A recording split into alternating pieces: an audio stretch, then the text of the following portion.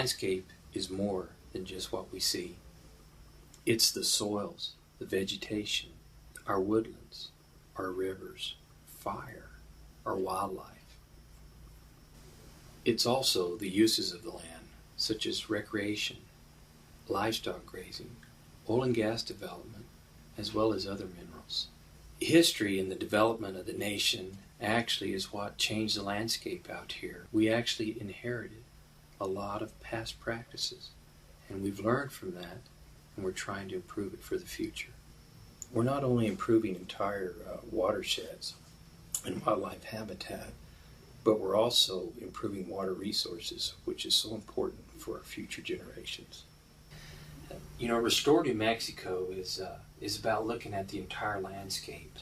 It's such things as grassland restoration. It's the improvement of our river and riparian systems. And it's the use of prescribed fire as a tool to help maintain healthy ecosystems. It's also about our oil and gas reclamation. All of these things have to come together and to provide for a healthy landscape. You just can't do one without the other. The native grassland restoration is so exciting. Our partnership has been able to do large landscape scale projects. We get out there and just work together in huge projects to get rid of the non-desirable brush and get the native grasslands back to what they need to be.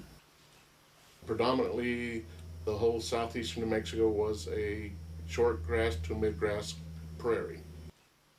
The three main factors for the encroachment of brush on these grasslands were the moving of large cattle herds in the late 1800s through this country, drought, and the suppression of fire. Through Restore New Mexico, we are restoring our grasslands by removing our brush species. Well, catclaw and creosote are native plants, but they are supposed to be here with 10 to 15% of the total plant population, and right now they're around 85–90%, which is way above what naturally should be here. The brush plant has a long taproot that goes down to groundwater, and it also has lateral roots that rob all the surface water. Once the brush is taken over, this leads to a lot of bare ground. Whenever we get a rain event, it basically washes through, and then none of the water stays on site. It all washes down into a chocolate mess down into the draw.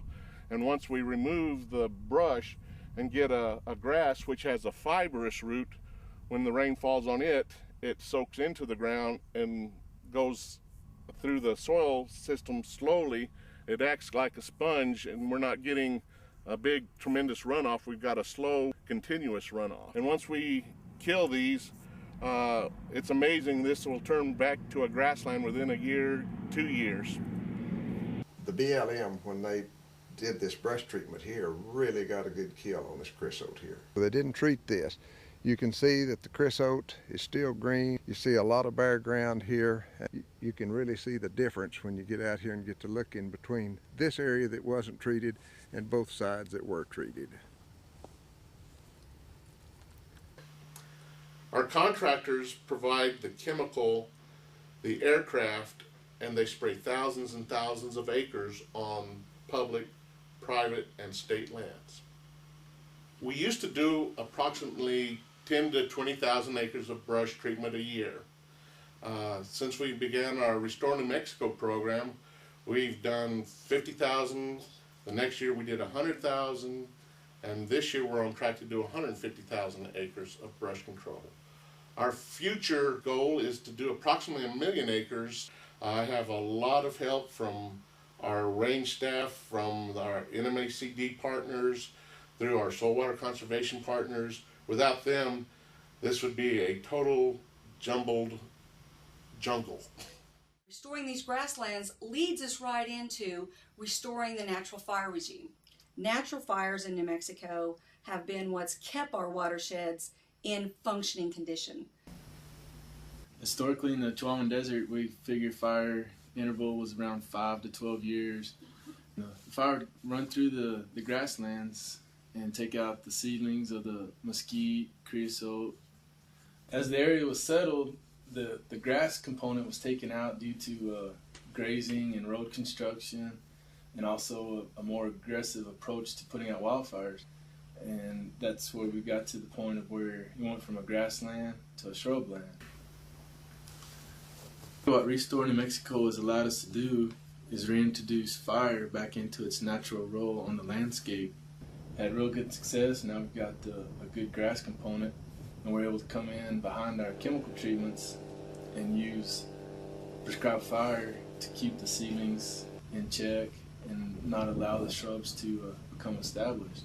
What really got our prescribed fire program up and going, we've got good relations with our resources staff. Our external partners, of course, the ranchers, you know, they have to, it's a pretty good commitment on their part. They have to rest the treated areas.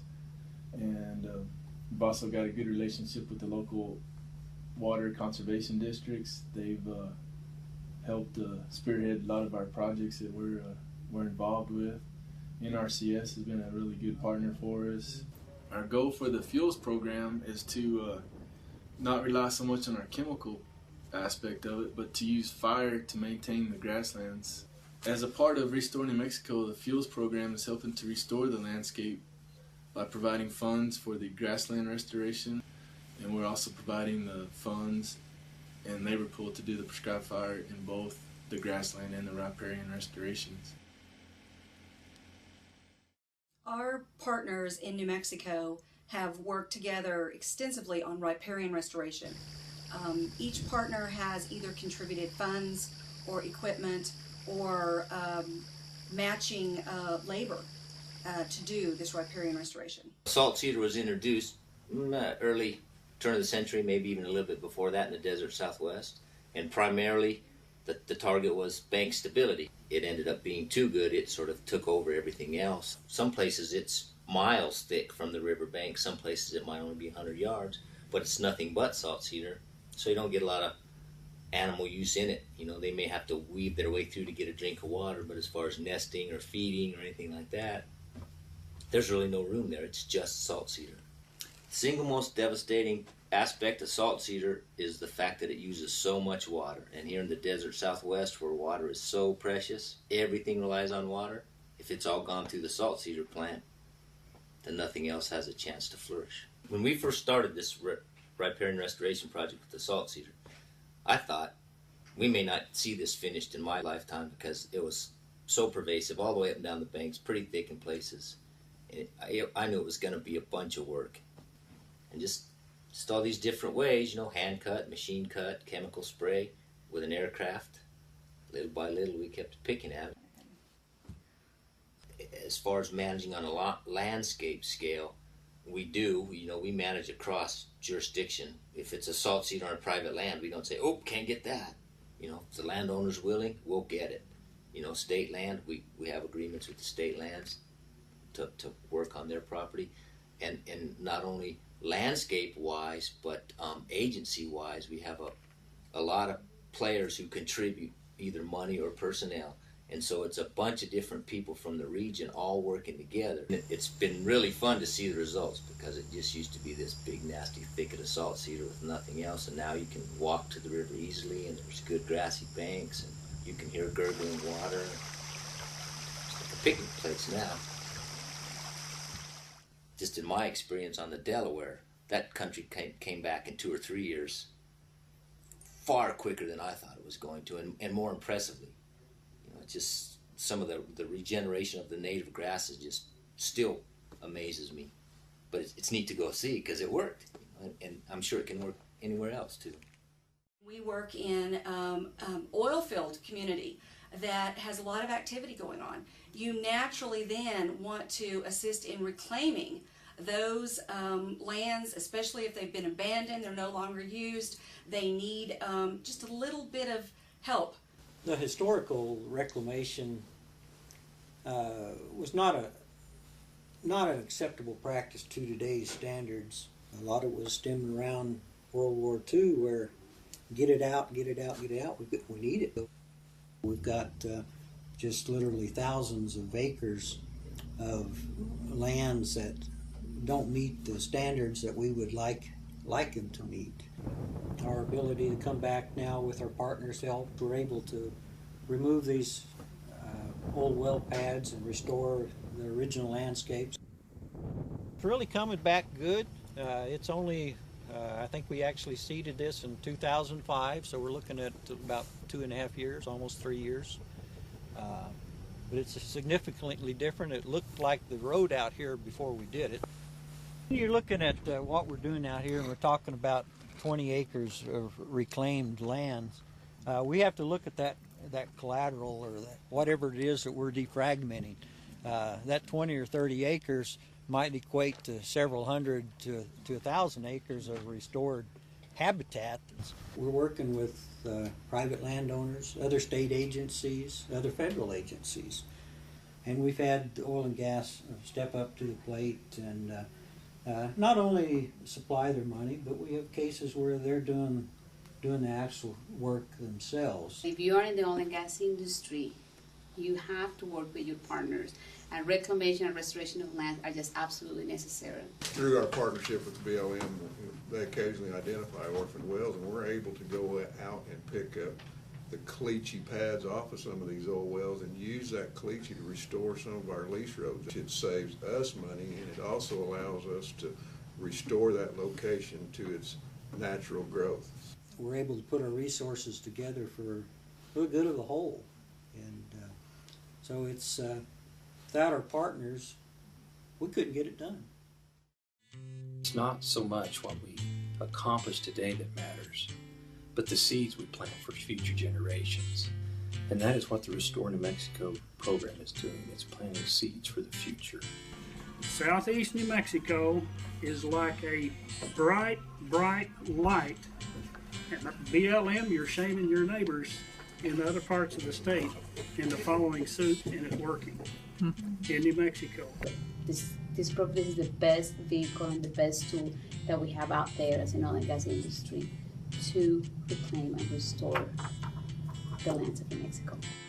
In the past, we've had people say that this country cannot respond, and we've seen the response. Knowing that we can improve the country, I want to improve as much country as we possibly can. If you keep this up, it's really going to change this whole country. Sure is. I don't know what else could change it. I feel perfectly safe in saying that this place is in the best shape I've seen it in the 38 years I've owned it. The most important thing that we want to take away from the Restore New Mexico is that we want to inspire other operators. Just imagine if we have more industry members coming aboard and being part of the Restore New Mexico Partnership Program, how many more acres we could really reclaim. We can even have a bigger impact of what we have today. This is my backyard, and I like to see the natural surroundings, the landscapes put back to what they were.